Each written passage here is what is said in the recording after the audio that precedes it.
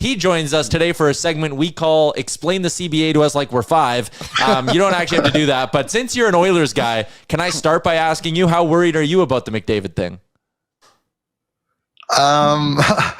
Well, I wasn't before, but I didn't like those comments in Calgary at the Team Canada camp. Yeah, I mean, who knows? He could sign before camp, and it all's like a mood discussion, but it doesn't feel great, does it? Yeah, like I've let a little bit of doubt creep into my mind. I see. I didn't think his comments in Calgary were like all that off. To me, that was like classic McDavid. Like that's just how he talks. To me, like the confidence from Jeff Jackson and company, that's what's allowed me to sleep easy at night, because I don't think there's a world where they don't let this, or where they don't get this done. Like it really is a blank check, isn't it? For sure. It's like, and I think I've heard Jeff Jackson say that in some interviews. It's like, hey, what do you want? Okay, great. We'll take it. Right. But I think, I mean, having Jeff Jackson there changes things. If it was still like Bob Nicholson or like Ken Holland, you would maybe be a little more worried, right? Or maybe they'd be pressuring him. I think Jeff Jackson knows he doesn't want to be pressured, and that doesn't really work. So you feel like if he's going to sign, this is they have the right people in place to make it happen. But yeah, I mean, he didn't say I'm signing for sure, I just haven't decided my term, right? Like that would have made it a lot, that would have reduced the fear a little bit. So I know I would be very surprised if he doesn't sign, but it's not done until he decides. Oilers playing it cool. Hot girl at the bar. They're like, yeah, not bad. I'll talk to him in a bit. I'll buy him a drink in an hour or so. Let's talk CBA. Effective now. First off, did it surprise you at all that, because we were talking about this off the start of the show, did it surprise you at all that they're implementing some of these things earlier than the CBA actually kicks in? Shocking. I fell out of my chair. I was shocked that I didn't think anything would go into place this year. I was wondering, like, will some stuff go into place July 1, like the contract limits versus like September next year? But I never thought anything would go into place this year. And you know who else was surprised? GMs. They had no clue that this was coming. The information got circulated yesterday, but not necessarily directly to the GMs. And so, like, people that I spoke to or that I know spoke to GMs were like, hey, hopefully they tell us something about this in this GM meetings in Detroit, because we know nothing about this happening right now. So yeah, it was pretty shocking. So then I know I'm on a roll here, but I'm very confused. I don't know. I just don't know how this happens. Like, how do they just come to the decision of, like, you know what? No one else needs to know. We're just going to throw this out there and hope it sticks. Like, it seems wild. It's kind of how the CBA came together too, right? Like, I don't think the CBA in particular, I don't think there were a lot of people involved. I think it was a very tight, certainly a tight group from the PA is my understanding. And I think even from the NHL side, there's probably a little bit more of a committee, but I think it was a very tight group as well. And so that's why a lot of things that came out from the CBA people were surprised about some elements. Like, I never heard one person mention that they should reduce double retention trades, right? And a few other things like that. And I think that's timing too. So they go in a room, make some decisions, and everyone just deals with it. So then let's start with some of these changes. LTIR changes and the playoff cap. Can you explain them to us? Sure. Like you're 5 or like you're 15? 15. We've matured. Okay. Yeah, we have like high school level math education, so like that's fine. But we need some fart jokes in there though, just to keep it interesting, right? So the LTIR change. So the way it's worked in the past is if a player's injured, you can potentially exceed the cap by up to that player's cap hit. So the change now is, if the player is going to come back at some point in this regular season or playoffs, instead of being able to exceed the cap by up to their cap hit, it's up to the league average salary, which this year is $3.8 million. So that means, like Matthew Tkachuk, for example, Florida cannot exceed the cap by up to his cap hit. They can only exceed the cap by 3.8. It doesn't affect a team like Montreal or whoever has Carey Price, because he's out all season and playoffs. So you can still exceed the cap by his full cap hit. Same with Pietrangelo with Vegas.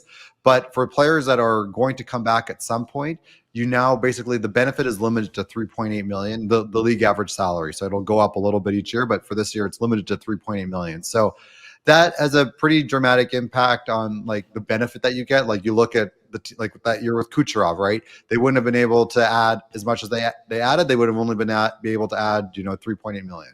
That's the change to LTIR during the season. The playoff cap is obviously new. We've never had a cap in the playoffs. Now there's going to be a playoff cap, which is based on just the 20 players dressed for that playoff game. So it doesn't matter. Like, there's nothing about the off days or anything. It doesn't matter who's scratched. It's just the 20 players that are dressed.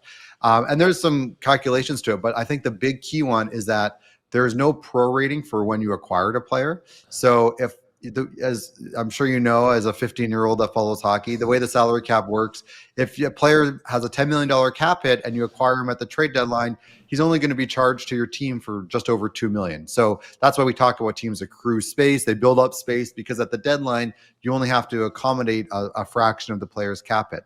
But with a playoff cap, that player counts his full $10 million. It doesn't matter when you acquired him. So that, I think, really reduces the benefit of a team accruing space during the year and being able to use it all and add someone, because assuming everyone's healthy, that may lead to them having to scratch somebody else. So that's a really kind of interesting way that they put that the playoff cap together. That is just so dumb to me. So one, true or false, they've killed the incentive to accrue cap space to an extent. Well, not killed it, but they've if you're a definite playoff team, they've reduced the benefit of accruing a lot of cap space. Yes, because let's say you're a bubble team. Hey man, let's just make an acquisition, get into the playoffs. Who cares? Or let's say you're going to accrue a player that's let's say a $5 million player, and so instead of him counting for just $1 million, he's going to count for $5 million in the playoff cap. But because it's only 20 players instead of 23 or 25, maybe that's a bit of a net trade-off. But it's definitely reducing the benefit, and it's reducing the benefit of adding a lot of cap hit at the deadline because you've accrued a lot of space. So just like a lot of these things, like the benefit from LTIR, all it does is really reduces how much room you have to add players during the season. And then you add in, we can talk about the restriction on double retention. All these moves are going to make it much harder to make deals and therefore likely less deals. That was my next question. Reason. True or false, the NHL is killing the trade deadline. Listen, I'll make it selfish. I got to host a 5-hour show. Yeah, I don't want to do that. They think people aren't interested in trades for some reason. I don't get it, that part. But I think it comes back, and I tried to do some digging, why did they make some of these rules? The NHL did not like the feeling that teams were kind of getting away with something or having some advantage over other teams and not following the spirit of the salary cap rules. And they feel hey, we have a 95.5 cap. That's what you should spend. So using LTIR to your benefit, or I guess double retention, for some reason, that's a way of getting more out of the salary cap. There's a feeling that they don't like it. And so that's where we get to.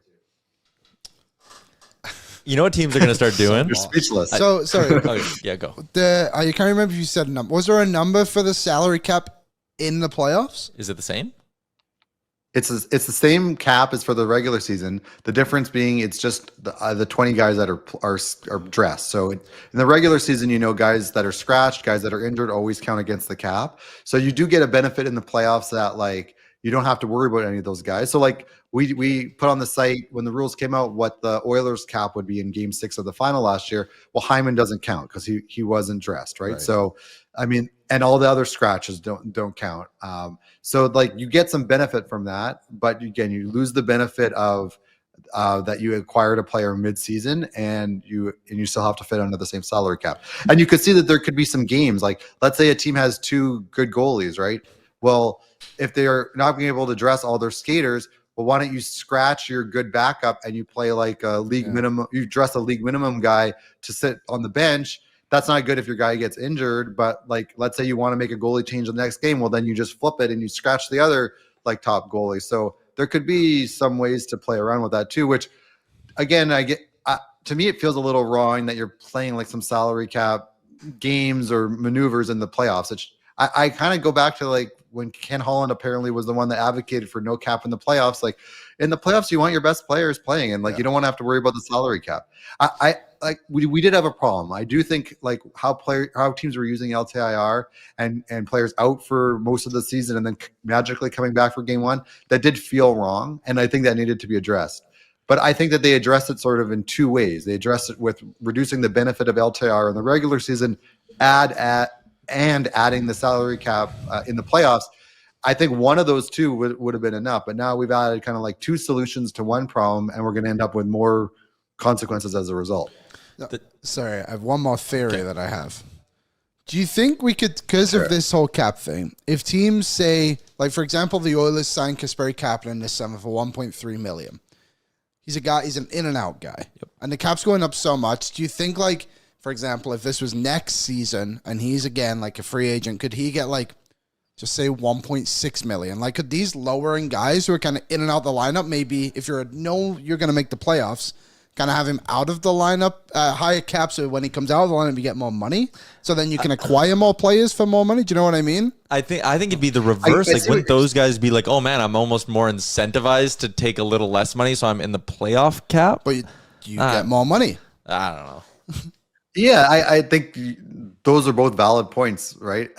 You could say like there's like your 13th, 14th, 15th forward. It doesn't matter if they're league minimum. If they might as well make the same amount as like the guy that they'd be replacing potentially, right? So that because it only matters the guys that are dressed in the playoffs. I think there's lots of ways you could go around and think about it, and it's all new. I think originally when these rules came out, I'm assuming a lot of teams were thinking, okay, well, it's not in place for this year. Let's keep it in mind this year, see how it would have affected our decisions, see how this playoffs plays out, kind of always thinking, hey, if we had a playoff cap, would we have done anything different? And kind of had like a little bit of a rehearsal or practice, but I guess that's not happening. We're ripping the Band-Aid right off and going right into it.